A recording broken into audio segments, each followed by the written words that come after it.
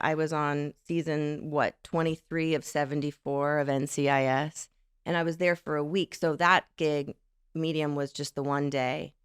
I was there for the top of show, an 8-day episode shooting schedule on NCIS. Mark Harmon comes over to me specifically and shakes my hand, and it's just so welcoming. And you're like, Right. what? You know? My 1980s crush. Yeah. Exactly. Yeah.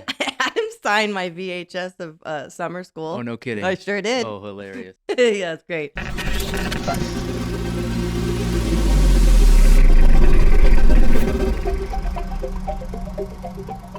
Welcome to Propellant Minnesota. I'm Matt Osterman, your host. Our guest today is Lily Rains.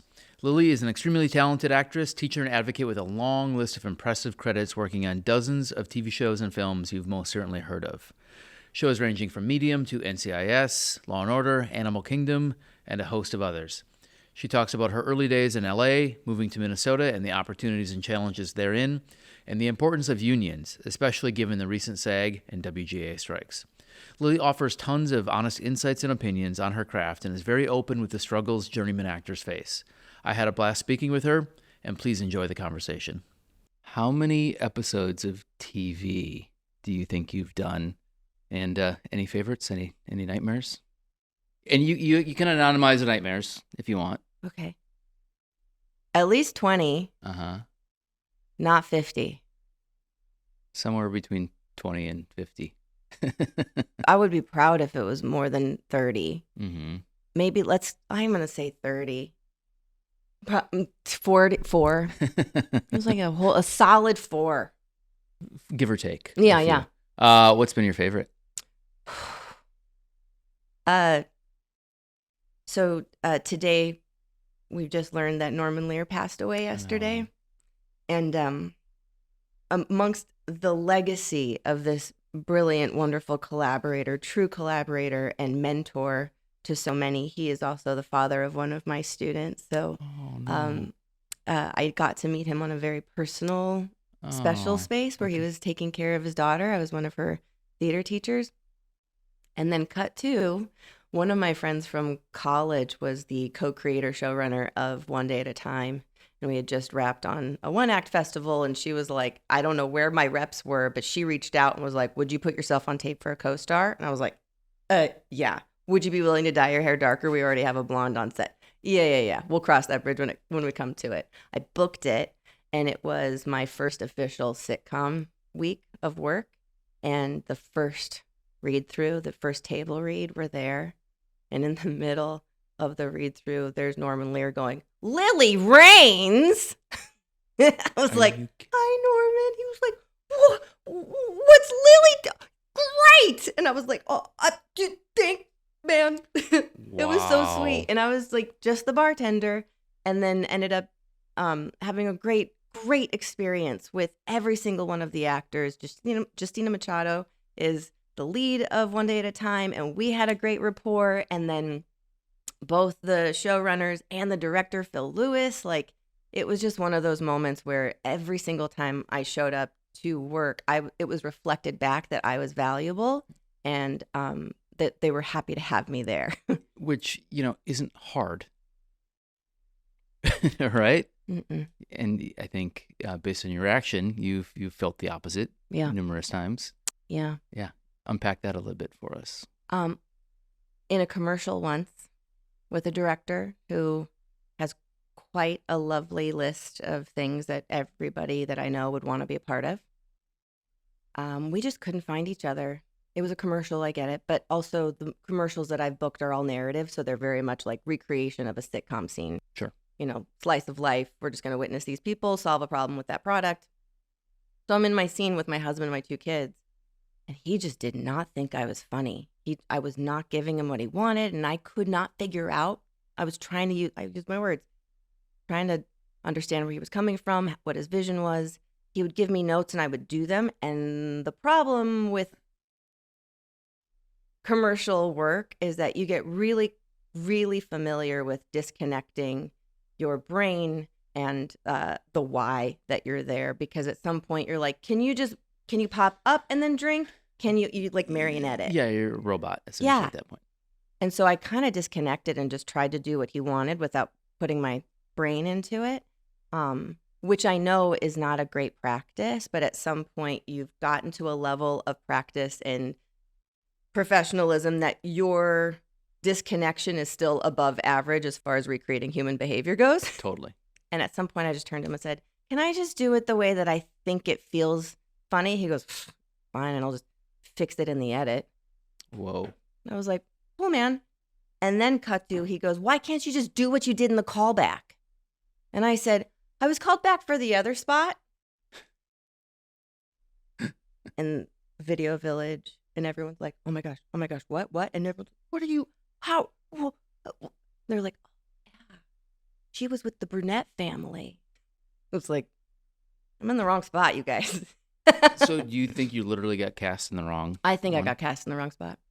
That They were is- doing like a series of things, and I don't know, at some point you can only imagine the, you know, the Mr. Potato Head of a campaign that they're creating and thinking that one would flip to the other, and it's not true.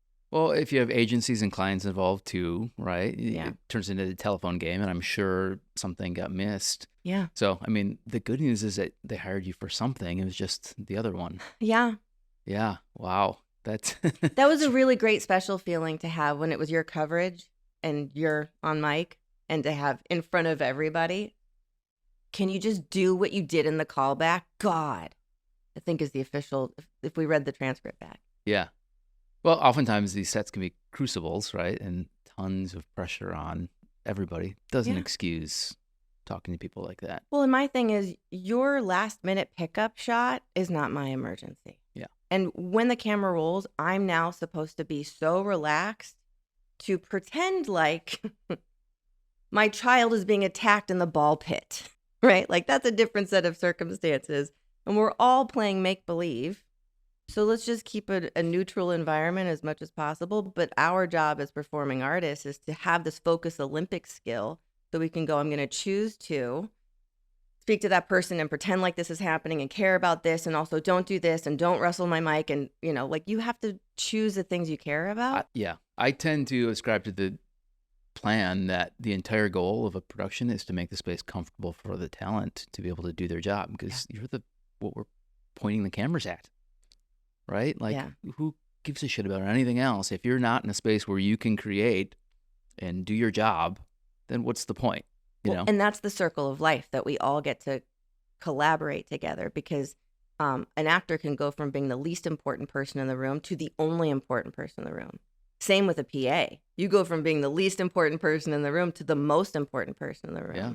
And so how do you as a director, how do you as a leader on set, a first AD, a producer, conduct and, like, you know, mix the levels so that everyone can have the impact, the desired impact that you want them to have, and also the freedom to show up as their best selves. Yeah. Well, PAs and actors can literally sit around for 10 hours doing nothing, waiting for their moment, and then be surprised with it, you know, and say, okay, now be a 10. Yeah. You know? Same with transpo. Yeah. Same with crafting, catering, you know, like, there's just so many, you know, there's plenty of people that isn't their goal to do as much work as possible before you get on set, so it looks like you're doing nothing. Yeah, totally. What's it like walking onto an established set as like a day player? Yeah. You know, every set's different, you know, and that one was a little, you know, maybe tense. Yeah. And I'm sure others are machines, and you know, you're a cog in the wheel. Yeah. And others like probably invite a little bit more back and forth in creativity. Like, I'm sure you've experienced every. Yeah, the spectrum, man. Because if you're like early shooting days of, so I was on one of the earlier episodes of Medium. That was my first union gig, was like episode 5 of Medium. So everyone's still, you know, buzzing. They got the pickup. This is all going really well. And they're like finding their pocket. So that was really warm and lovely. I was on season 23 of 74 of NCIS, and I was there for a week. So that gig, Medium, was just the one day. I was there for the top of show, an 8-day episode shooting schedule on NCIS. Mark Harmon comes over to me specifically and shakes my hand, and it's just so welcoming, and you're like, Right. what, you know? My 1980s crush. Yeah. Exactly. Yeah. I had him sign my VHS of Summer School. Oh, no kidding. I sure did. Oh, hilarious. Yeah, it's great.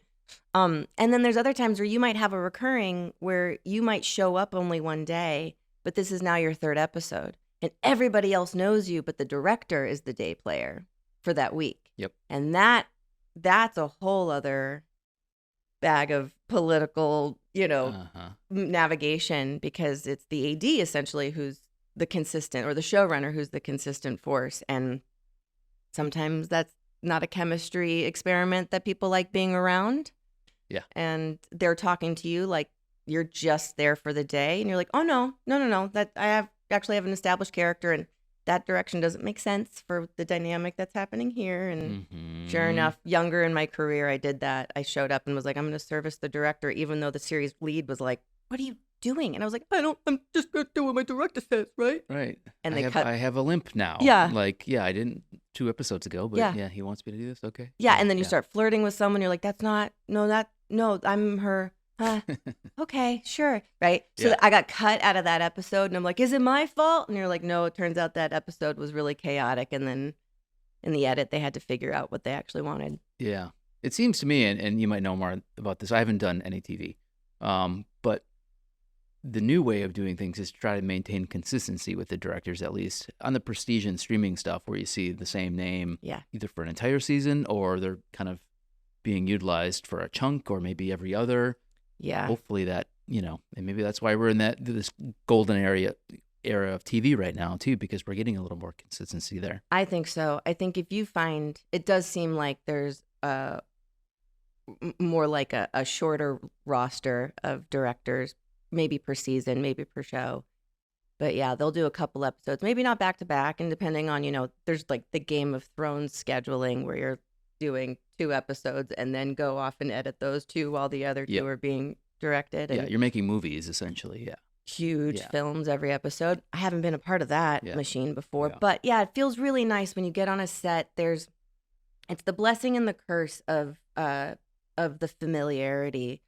But if every project is sort of going into the trenches at some point, and you've had any modicum of success, of course you're going to want to recreate that team. So it makes sense as to why people lean on their same, captains and leads and all that. Yeah. But then at the same time, you kind of inadvertently gatekeep, because how do you bring in new blood if you're afraid to go outside of what you've already known? So how do you pierce that armor, become the new person, even though I'm not new to the world, but I'm new to your set. Yeah. And sometimes they're welcoming, sometimes they're not. Sometimes it has nothing to do with you, and you show up on the day where there are stunts and animals and babies, and it's chaos incarnate. You're low on the priority list. Yeah. And the plan was for this 7th episode to be all these things, and you were super excited because the last time you were there, it was all this excitement and potential, and then you get there and you're like, nope, we're just in survival mode and have to wrap by Saturday. Got it. Okay. So, and it's just, the creativity is no longer being discovered in the moment. It's creative problem solving. Yeah. You give up control. Totally. Of the job. I mean, that's kind of a lot of the job, really, right? Like, it's faith, right? Yeah. It's why we go out every day and drive. Yeah. Because you're like, I'm just going to assume that we're all going to agree. Community agreement and the law. Right. Drive on the right side. Right. Use your blinker. Do the best we can. Try not to kill each other. Yeah. But you have to have that faith to even just hope that other people care in the same way that you do. And I feel like that's sort of working on a set, and some people are there for very different reasons. Yeah. Other than having, or being talented, that's kind of the table stakes for getting a lot of those jobs, you would hope. I know, but because you're here, that's the table stakes. Okay, thank you. You have to be talented, which you are. Any tips or tricks that you found to continuously get cast in that sort of thing? Is it just showing up and being, available, being cool to be around, or are you, sending your reps, pies at Christmas? Being a journeyman actor is its own experience. That middle class actor is that section that's getting squeezed and smaller is just makes me emotional It's a really amazing place to be. And so many of us have worked for decades, and I am standing on the shoulders of giants who fought to get any sort of paved road. And I, too, am doing the best I can.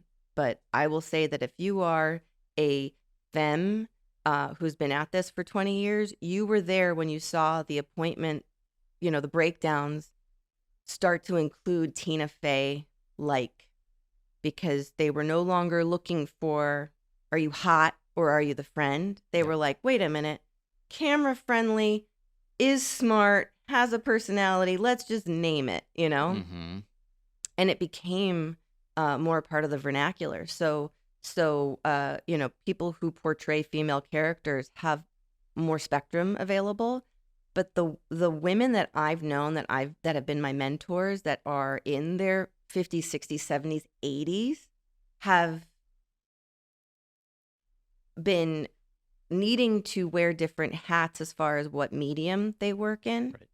And so many men have been able and invited to that middle class space for a lot longer and have had more financial success because there just are more roles. There are still more roles for men and white men, even though the perception is nobody wants a cisgendered, heteronormative, male presenting older man. And you're like, you're still demographically getting cast more than others.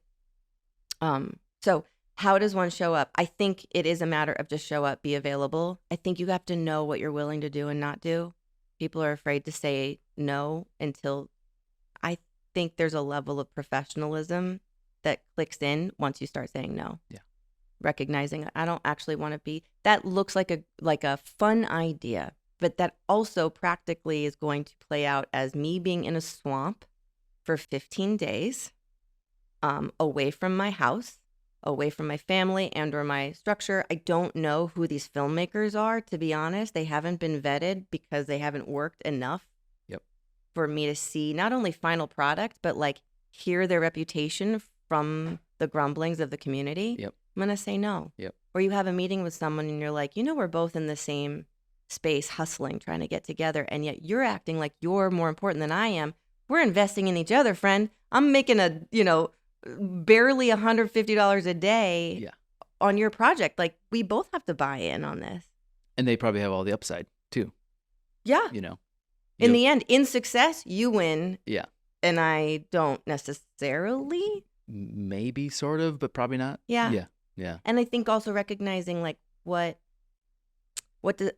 big on this. What does success mean to you? Mm-hmm. And I think when you're early on, getting cast is amazing validation. Getting paid is great.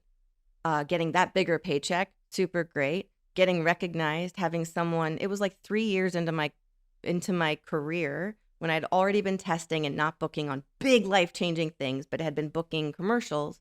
My dad calls me and he's like, Lil, I'm getting all these friends calling me asking if it's you in that T-Mobile spot. I guess this acting thing's kind of working out. I'd already had full health insurance for 3 years by the time he made that call, right? Mm-hmm. So in my mind, getting health insurance meant that I was a part of the top 10% of my union. And that's where I was like, I'm successful.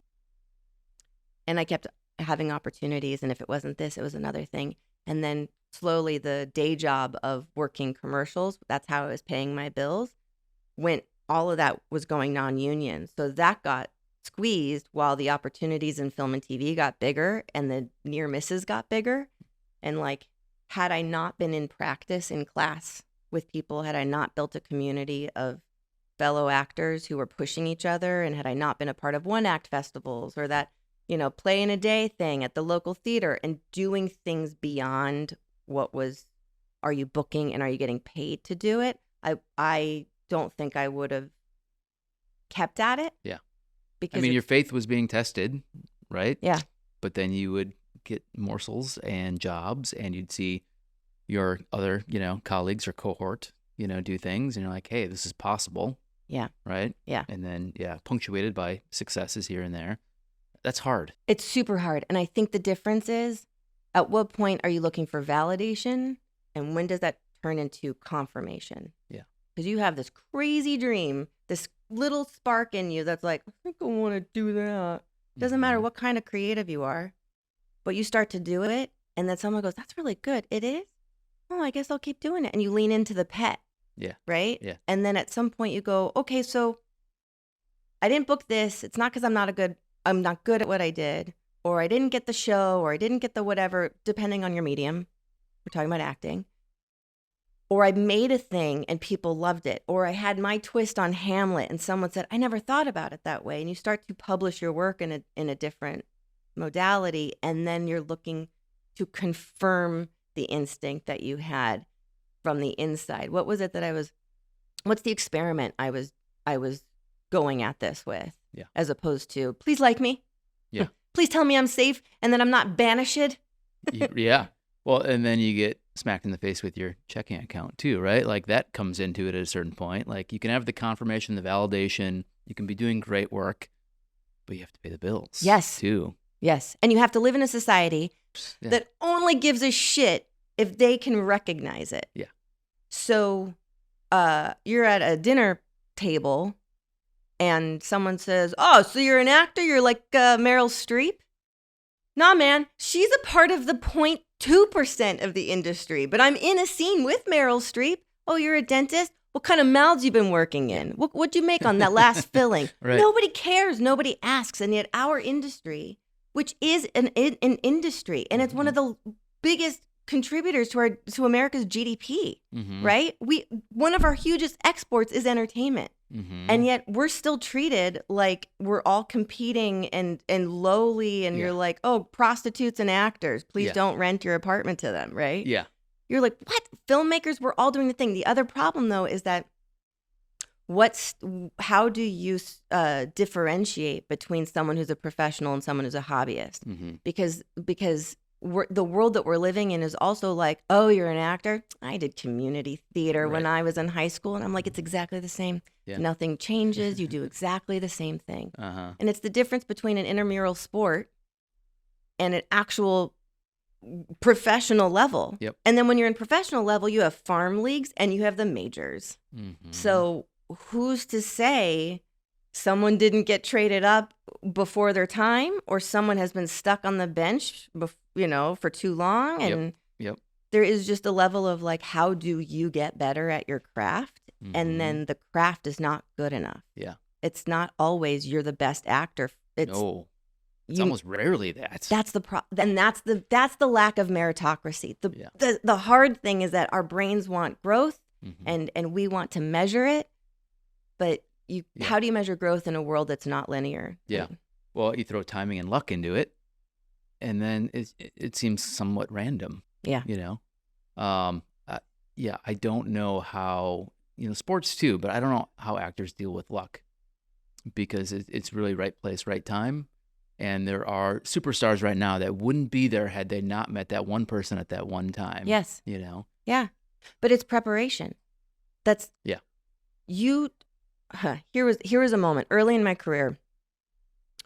I was obsessed with Alias. I was like, Jennifer Garner, this whole show, everybody, I love it. Dream. And at one point, I remember asking my manager at the time, oh, wait, hold on a second. So you're telling me Jennifer Garner booked the role and she was already that fit?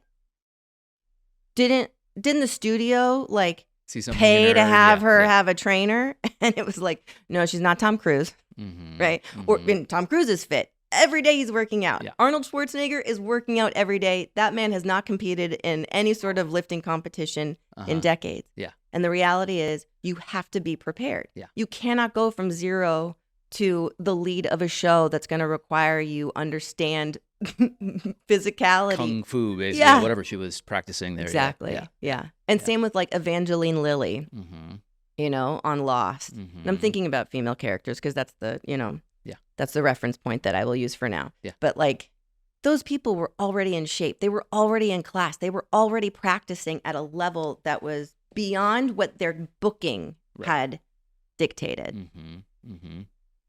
Yeah. Well, I mean, there's a saying, luck favors the prepared, right? Yeah. Obviously, of course, you got to get to that level before you could be even considered. Yeah. Yeah. And I will say that there is a misnomer out there. You can Mm-hmm. book a role from anywhere. Mm-hmm. Yeah. But did you get on the radar of someone? And you have to earn a spot on the radar. Yeah. And earning the spot on the radar might just mean that you have made yourself available in a different market and that you are consistently investing in the community of that market. And then you randomly end up at a game night at someone's house and the person who's writing for their next show falls in love with you because you get Cinderella Man. Duh. Yep. And they're like, I want to bring you in. Being in front of people matters. Yeah. It really does. Yeah. Yeah. And being somebody wants to hang out with too, especially on larger projects, right? When you have to live with somebody basically for weeks, if not longer, Yeah. You don't want to be somebody that, nobody wants to be around. Yeah. I can only imagine though. I am really curious when I think about like the expanders in my mind, the actors that I'm like, how do you do that? Because it might be my own conditioning of like wanting to host a party and wanting to make everyone feel comfortable. And that is a part of my own Focus Olympics is camera's on me, mic's on me. We're doing my coverage. I have a lot of responsibility. And I'm like, are you okay? Do you need water? Is everyone? Yeah. And that's a part of the training that you have to experience on your own, which is really only experience. Yeah. I don't need to host this party. I need to just fill this space. And I want to know how some actors who have a ton of responsibility in big stakes productions stay so relaxed and appear so focused, and people still want to work with them afterward. Yeah. How do you balance being a professional and being a good human at the same time? Yeah. De-rolling? Yeah, I once got in a shouting match with a producer. We went to the parking lot to have it out because we were just not agreeing on something. Good for you for taking it to the parking lot. Yeah. Mom and dad can't fight in front of the kids was kind of the rule. And we literally, we got done with the match. We still didn't agree, but we agreed that our marriage was stronger than this one fight. Great. So, you get over it pretty quickly. You realize that, hey, we're both aiming, to do the same great work. Yeah. We disagree on this one, but our marriage is too strong to let this thing derail us. Yeah. Yeah. God, I love that. I want to work with you so badly. I really feel like all we're doing is recreating human behavior. Yeah. So if you're not actually invested in being the best human that you can be, or paying attention to relationship dynamics and open to working with people that you would never actually think of before, I don't know, just you get better when you cross train. Easy. Yeah. There's no athlete going, oh no, I'm a swimmer. I only swim. You got to get professional, Yeah. That's the difference. What's your stimuli happen? Where are you filling up your sponge? Yeah. You were born and raised in Los Angeles, is that right? Officially, I moved July of 2020. Okay. There's going to be a lot to talk about here, but can you tell me the differences between the acting and filmmaking markets between the two towns? I know it's quite large, and I know you have opinions on the matter. Yeah. And let's get into it. Tell me, maybe your initial kind of reactions moving here, and then kind of what you've learned over the last couple of years. Right. When it comes to film and TV, if I'm auditioning for Hamlet as directed by Matt Osterman, the filmmaker, that's a whole different world than if I'm auditioning for, Jeremy Cohen, the Playwright Center, former, artistic director of Playwright Center. Like, that's a different space. Yeah. Is it his first film he's ever doing it? And is it Matt's first theater, now for film? Like, we are in different conversations. Yep. So they're not empowering actors to do their research, but also the research isn't important for the work that's being done here. So I'm finding actors are leaning into the test. They lean into the pet. So if it's Bite and Smile commercials and industrials and some local whatever QVC shop HQ stuff, there's some hosting happening. There's a lot of people who do live events and also commercials and also this, but they're not narrative commercials where you're witnessing like a sitcom, right? So a lot of the commercials that I've been in were directed by people who've created sitcoms and have had quite a lot of success. And that is a different world. And that's why a lot of us were doing commercials, because you wanted to run into Christopher Guest. What? In a FedEx spot? Hell yeah, right? Yep. That's a great Craig Gillespie, I, Tanya director. Hell yeah, I'm going to work with you. That was a gift on the callback. And you're like, was that Craig Gillespie? right? He knows who I am. Yeah. Mhm. Just it's a different world. Yeah. Here, if that's where the money is coming from, that's where people are practicing. But there's also a lack of true high level training. Yep.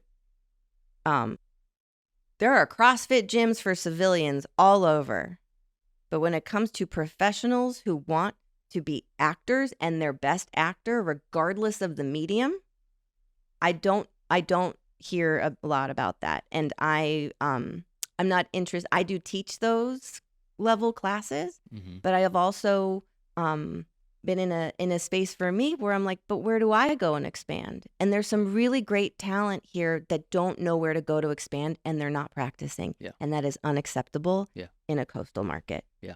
I'm used to being in classes with people who, if you're paying, you got to be paying $300 a month on auto pay. You are in class, even mentally, but like that professional level class, you have so-and-so coming in late because they just wrapped late on their job, but they're coming here to work because that's not their creative status.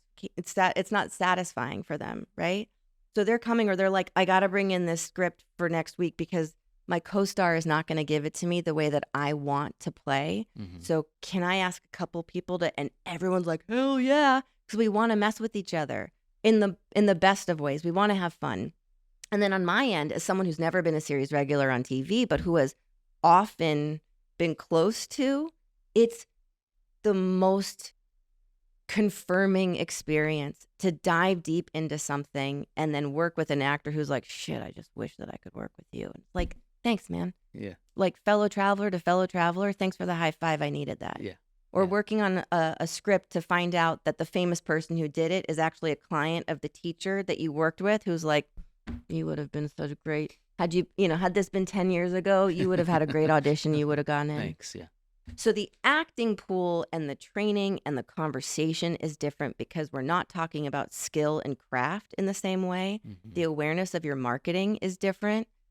There's a lot of leaving it up to agents as if the agents are your boss, and they're not. And the reality is they are in their own transition because there's a lot of practices that are not actually empowering for the kind of work and what their business model is. You make money off of the bookings of these people, and yet a lot of these people are just replaceable.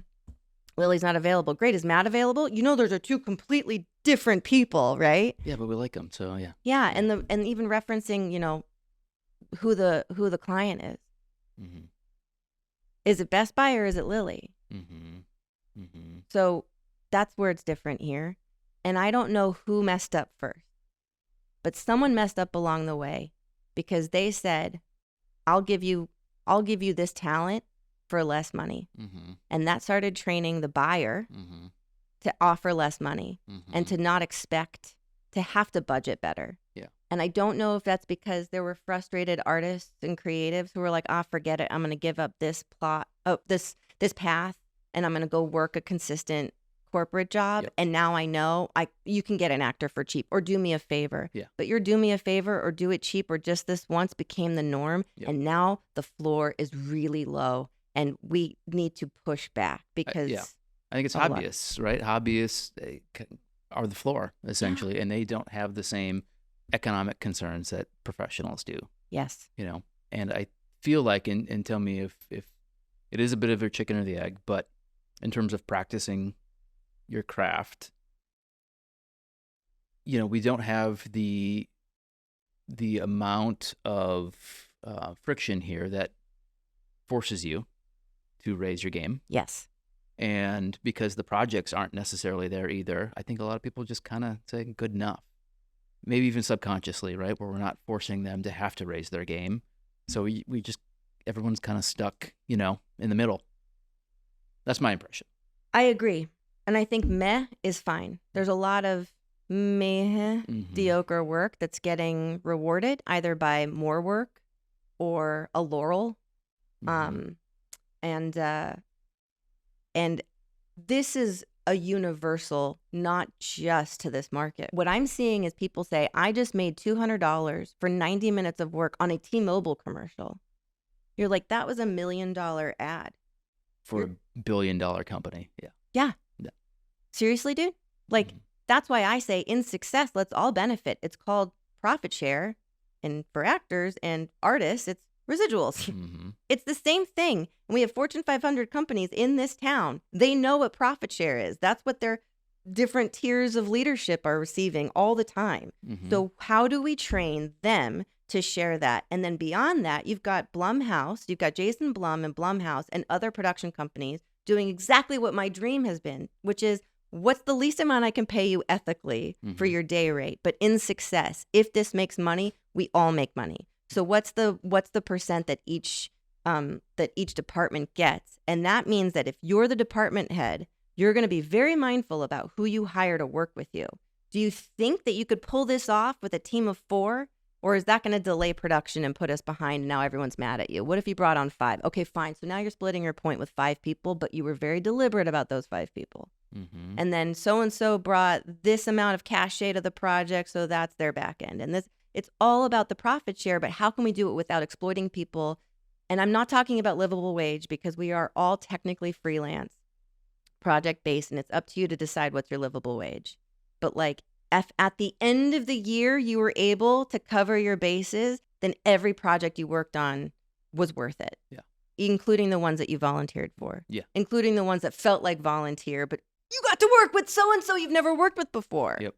And I got to work under someone and learn how they work and better. It's like, how do you pay for mentorship now? Because we don't care about apprenticing and we don't care about mentoring in our society. So how do you train a community that thinks linearly and that success is measured in these obvious ways, and that it's money-based or it's bragging rights-based or it's you look great-based or IMDb credits, yeah. IMDb credits, yeah. That's just not if you're on that path, you're going to go so far before you are really upset. And I think I might have gone through that shift myself, which is a part of like taking the opportunity to move to Minnesota when something presented itself. And I was like, I needed a shift anyway. Something wasn't right. Something wasn't working. And I was not feeling in alignment. So when it came that I was going to come visit for 2 months and then a stay-at-home order started, and then I stuck around for quite a few months, and then this producing opportunity showed up, and it was great and successful. And I thought, you know what? I've been waiting to find out what my next path is. Yeah. And then there was that one window where people could leave town. And so my subletter in LA got to go home to Europe, and I was like, fuck it. I'm going to move to Minnesota. And it was presented that I would have this really great opportunity. And I got here and it went away. It evolved into a different situation that didn't align. And so I've been here ever since trying to make it work. But the reality is I don't make a living as an actor if I'm living in Minnesota. Yeah. And so whose fault is that? I don't think it's one person's fault. I think it's the entire tide has shifted. And there are plenty of people who work in our industry or who tap the talent of our industry who are succeeding. Why is that not trickling down? Why are people not valuing post-production? Why are people not valuing pre-production so that you don't have to put all the pressure on post-production?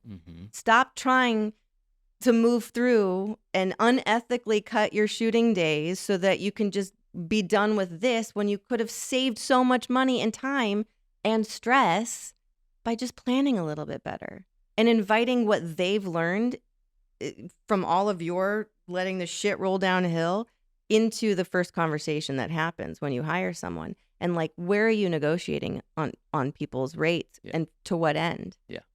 Because the reality is that the ask of an actor is unbelievably different from anybody else on set. And unfortunately, while there are so many people that take part in making the thing, nobody has posters of gaffers on their bedroom doors or windows or whatever they're doing anymore. Lockers, right? Yep. I know how important they are. A lot of people just aren't because they're not educated. And how do we educate people? And as far as an actor goes, where can I help other actors learn more about what the value add really is and empower them with what contract options could be? And it's not about union versus non-union because that's I personally love being a part of a union because it also holds a floor. It holds a floor.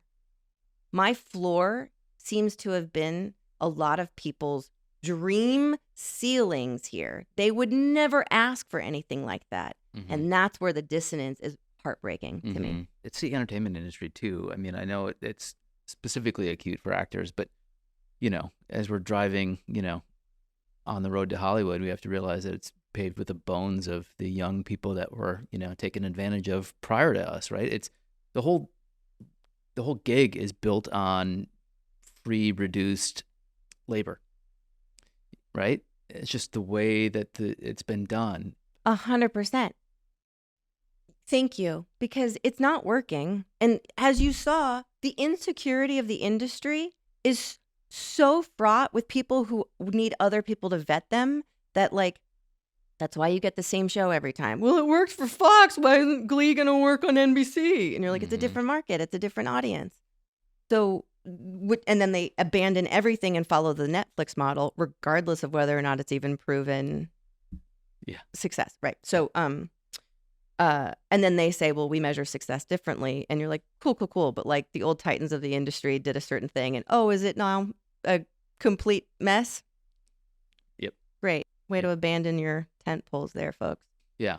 I think we just get, we look to the coasts and we're like, hey, that's how they're doing it. Let's try to, do our version. And we don't have the economic, model to do that. And we don't have the mentorship. We don't have those layers of friction to help us level up. So we're just faking it and often poorly. Feels like that. Yeah. And some people don't appreciate that, or they don't understand it, that it's not combative. It's not, you're just trying to do your own thing too, right? Thank you. Yeah. I genuinely, like, you want me on your team. Yeah. I can understand why other people might initially balk, because I don't speak in question marks. I don't apologize. I also speak very much in sentences that end in periods, but everything's up for a conversation. But I've been doing this at a high level for a long time, and I grew up with artists and artist management in my family. So I'm already at the level of, hell yeah, we're a value add, there's a video that our friend Jason Schumacher just posted of a cameraman at a concert who didn't have a spotter. Oh, I saw that. Yeah. He fell off a stage. Yes. Yep. I am heartbroken. And also, this is the problem. Yeah. Who the fuck produced that project and allowed that person to not have a spotter? Yep. Because there was security. What was security there for? They're looking the other way. Correct. Yeah. Their job is not the camera person. Yeah. The camera person has a 40, 50-pound rig looking at the performer. Yes. They don't have the wherewithal to look everywhere. Yes. Yeah. And mistakes were made. And it might have been that in the moment that person jumped up and was like, you know what? I'm going to get closer. I'm going to get really good footage. Cowboy it a little bit. Yeah. Yeah. And it might have also been that person was like, I need a person. And production was like, no, we can't afford it. And he's now on his own. But yeah, this just goes to show you could have a show at the Guthrie. Yeah. You could have a huge blockbuster, and it doesn't necessarily mean that all boats have been taken care of in that tide. On the filmmaker side, I've been missing a lot of logic where you go, there are wheels that work and they're round. I'm not saying, Minnesota, that your square wheel isn't working, but it does look like you're struggling a little bit. And for efficiency's sake, we do have examples of no, okay, got it. You've got this. You know what you're doing. You're going to waste millions of dollars hiring the wrong people to be in charge of something that have no idea why we even create a wheel and what the intention of the wheel is for and how it needs to carry a cart. But you got this. Copy you. Right. Let's talk about unions a little bit. Okay. You are obviously, and for good reason, a fierce advocate. And I think you serve locally. I am now officially on the local board of the Twin Cities local SAG-AFTRA Twin Cities local board member and convention delegate. Oh, very nice. Yeah. Formal. You need business cards. SAG and its members have been through the ringer over, how many days was it? We were 118 altogether. Yeah. And we're out of it now. The We're vote officially out of just it. happened. It sure did. And it passed. It passed. We ratified the contract. Would you like to exhale on camera for everybody? Yeah. Does it feel good, or are you not there yet? Contract has been ratified. It was a really difficult season. And it's not clean. We had more people vote on this MOA than in years past. So participation was up, which is great. It was still under 40%.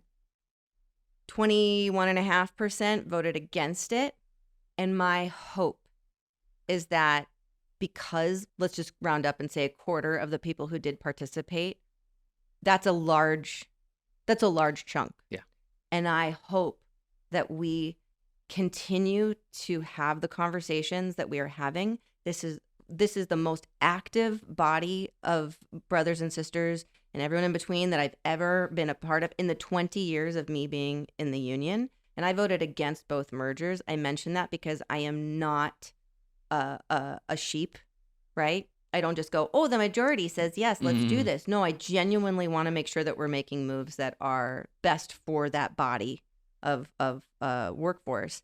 And this one really threw me. This one really, really threw me. And I know it threw a lot of other people too. And so I do not begrudge anyone for however they voted. But either way, we have to keep talking and we have to keep moving forward. And I really hope that the introduction of language that did not exist before is the beginning of a conversation so that we can keep going. Yep. Even more so, there are a lot of things that this didn't cover. We had so many gains. I know friends of color who have different hair textures have been doing their hair hours before their call time, then showing up on set, spending very little time in the makeup trailer and getting on set. But they've already been working an 8-hour day. Yeah. That is so unfair. Yeah. That's unpaid labor and it's discriminatory. Yep. And then showing up on set and thinking you're with experts, and it turns out a lot of the people are getting away with only knowing how to work with certain bodies and certain textures. Yeah. That seems really negligent. Yeah. That was a gain that we just made. Yep. So that's huge to me. And it's something that I've been talking about that for 8-10 years now. Finally, we got it. Yeah. Yeah, it seems like everybody feels like necessary to get it done, but a little bittersweet.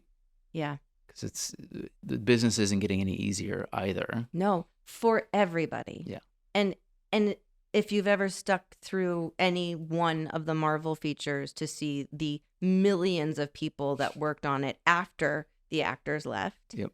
And those are only a portion of the names that actually worked on it and fixed it in post. Mm-hmm. Just to see whatever that stinger is, whatever that final, cut scene was, or the next time on whatever. Right. There are so many people that are a part of this, and they all were a lot of them were out of work. But what I did not appreciate, first of all, who are you going to mic? Who are you going to light? Yep. Who are you going to dress? Who are you going to put makeup on? Who are you going to feed if actors are all replaced Yep. by AI? Yep. Okay, well, the reality is, even when email was taking over, people thought the stationery industry was going to go under. It's not. It's surviving because people still love human connection. Mm-hmm. There are still some of us who write in cursive, and cursive is coming back into schools because people listen to vinyl all the time. Yes, Yeah. Yep. right? Mm-hmm. So we're still in the business of recreating humanity Mm-hmm. for the purposes of showing it to an audience, to heighten, to educate, to connect, whatever it might be. Mm-hmm. And I'm a person who doesn't connect with a lot of people who have a ton of plastic surgery because I need to see your face change when I share something with you. Right. Right. So in the same way, I love playing video games. I'm not interested in watching a video game personify Mm-hmm. the human experience. Mm-hmm. Not at all. Mm-hmm. So I'm not as worried about AI in the moment, and I don't know what I don't know. Yeah.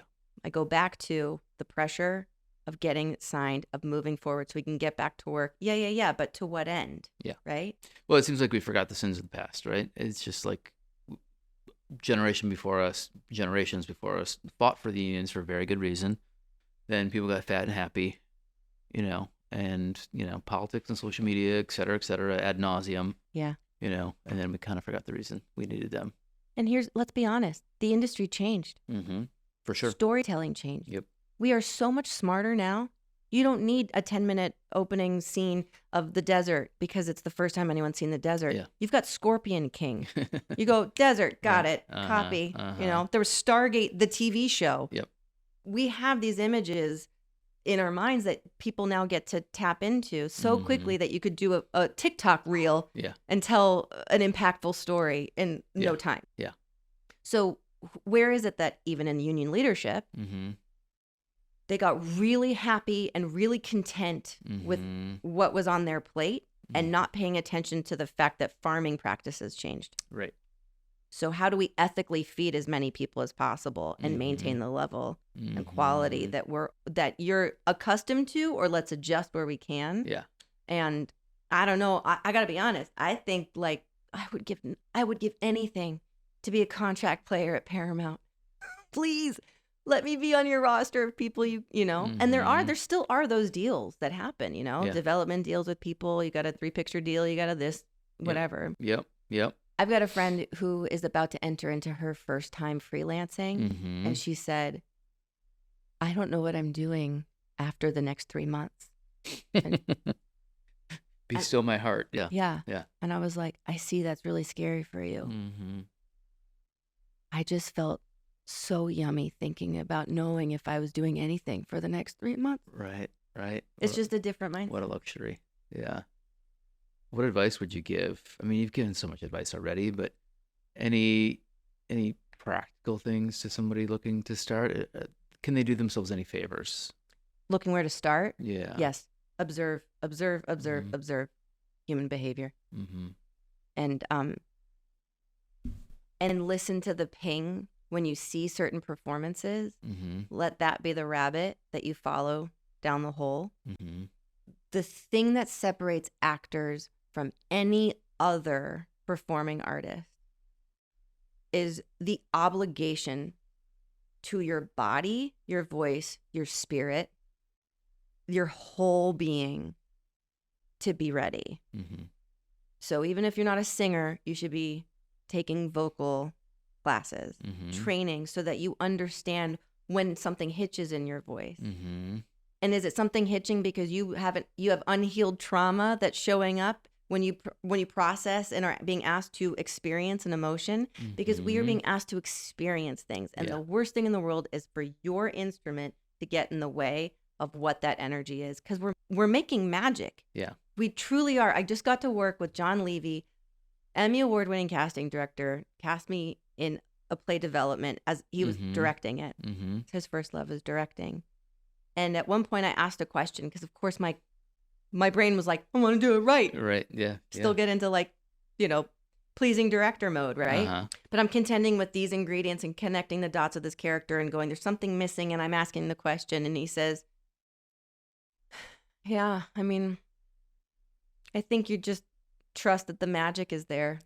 You people. I was looking at this group of 7 actors who are just great actors. Myself included. I just included myself in the great actor swath. You did it. And he goes, what you people do, it's magic. When it's working and it's magic. And that's exactly it. Yep. So I don't want to be the reason why magic didn't come out of my body. Yes.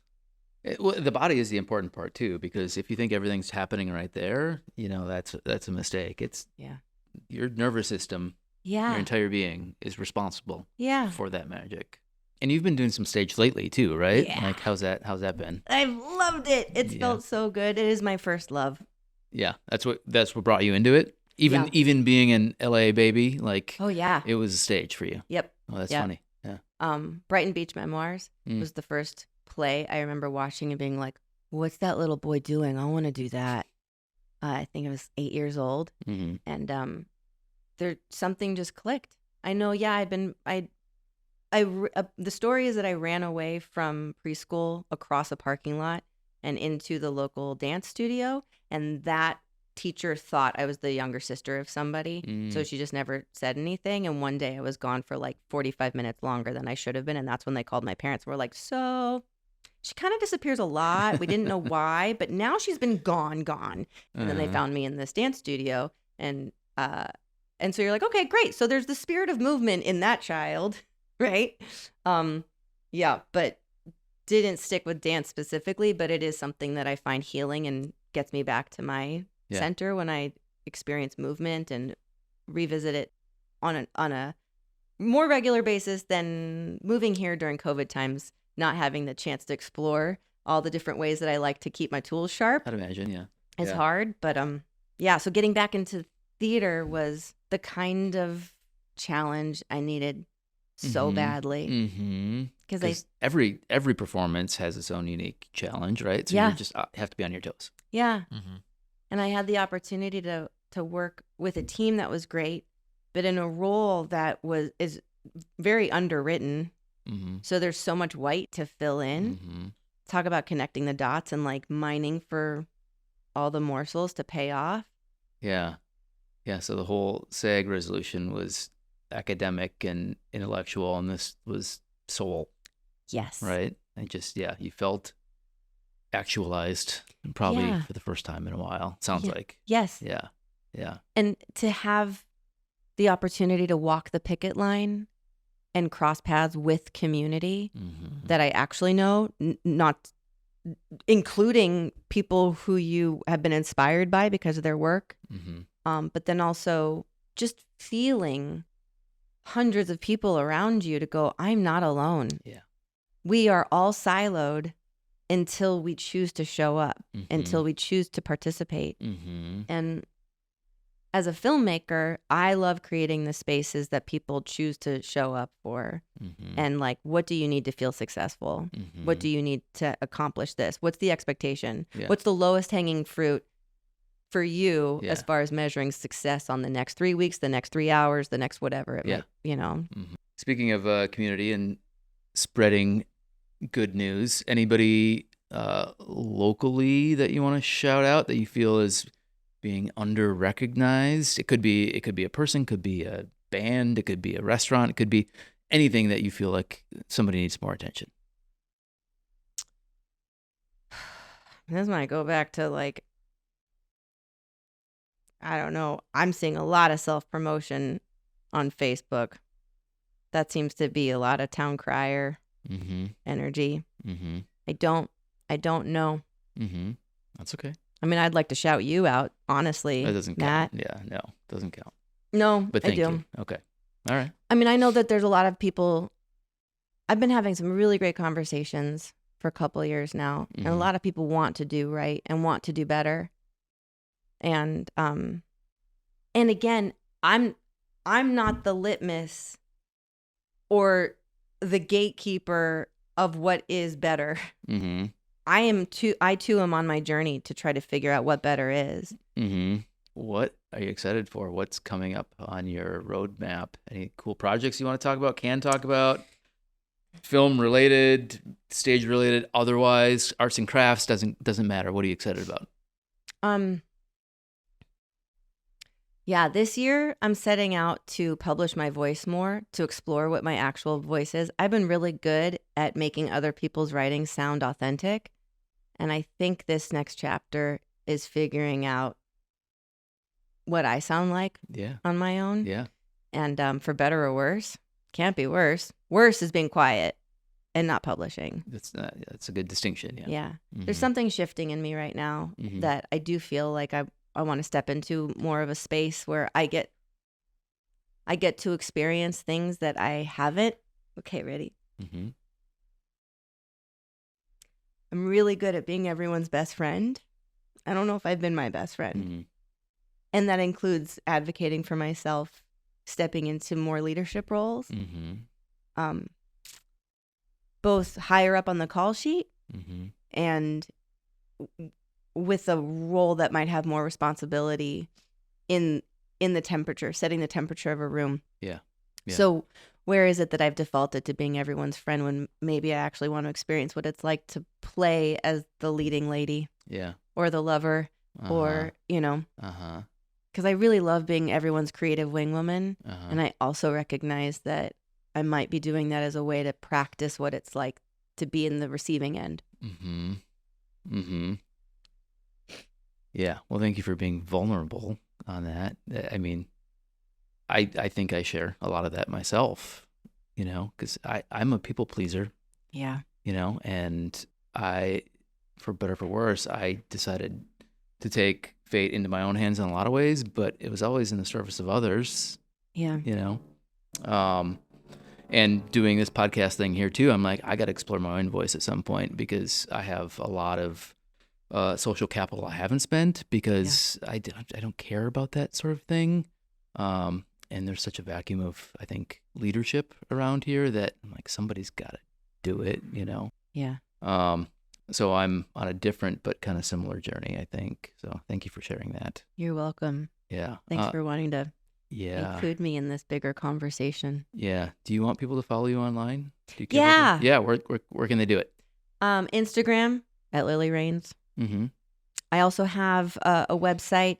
I'm getting better at naming the things that I do, but I'm putting them under the umbrella of Creative Wing Woman. Mm-hmm. Again, wing womaning. Mm-hmm.